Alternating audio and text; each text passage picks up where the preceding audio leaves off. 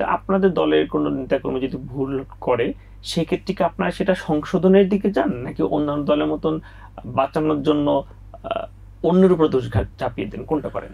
আপনাদের কিন্তু এত সমালোচনা কেন হয় যে আপনারা বাংলাদেশ চান না, আপনারা বাংলাদেশকে পাকিস্তান বানাতে বানাতে চান, আফগানিস্তান বানাতে চান?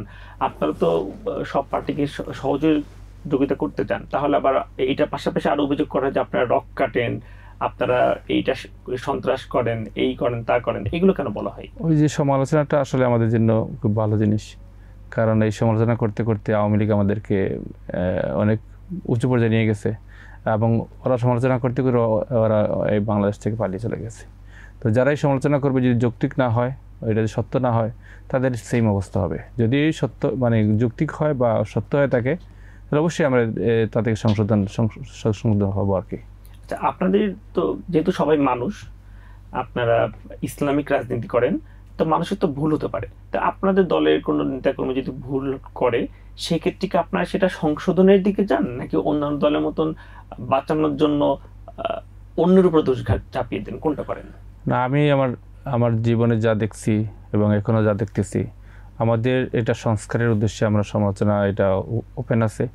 এবং যে সময় যেটা ভুল হইতে পারে, মানুষের ভুল না হইতো, তাহলে সে ফেরেশতাই হইতো। যেহেতু মানুষ, তার ভুল হবেই। এখন যদি কেউ মনে করে যে না, তার ভুল হইতে পারবে না, তাহলে আসলে তাকে ফেরেশতাই বলতে হবে। যেহেতু মানুষের ভুল হয়, ভুলটা সংশোধন করে নেওয়ার মানে ভুল স্বীকার করে এবং সংশোধন করে নেওয়াটাই হচ্ছে উত্তম। আমাদের জন্য এরকম কোনো ভুল হয়ে থাকে, অবশ্যই আমরা এটা সংশোধন করে নিই। আচ্ছা, পরের কোশ্চেন, যে বর্তমানে আপনি দেশে আছেন এবং আপনি দীর্ঘদিন আগে কিন্তু দেশ ছেড়েছিলেন এবং দেশের বাইরে অবস্থান করছিলেন। দেশে ফিরে আপনার কেমন লাগছে? দেশে আসলে আমার আসলে আমি ছিলাম গিয়েছিলাম সৌদিতে। তো আমি যখন কোনো জায়গায় যাই, ওই মধ্যখানে একটা স্টাফ করি বাংলাদেশে, কারণ এখানে আমার অর্ধেক প্রাণটা এখানেই থাকে। দেশে এমনি আগস্টের আগেও আমি আসছি, অনেকবার আসছি, এবং আগস্টের পরে অলরেডি আমি 4 বার চলে আসছি। এটা হচ্ছে আমার দেশের জন্য অনেক ভালোবাসা। না, ওটা তো আপনি মানে মাঝে মাঝে আসছেন, কিন্তু দেশ মানে বলা যায় যে একরকম তো দেশের বাইরে ছিলেন, ঘুরতে এসেছেন মাঝে মাঝে দেশের টানে, ওইটা তো আলাদা বিষয়। কিন্তু এই যে দেশের বাইরে অবস্থান করছিলেন, মানে এই পিরিয়ডটা আপনার কেমন কেটেছে?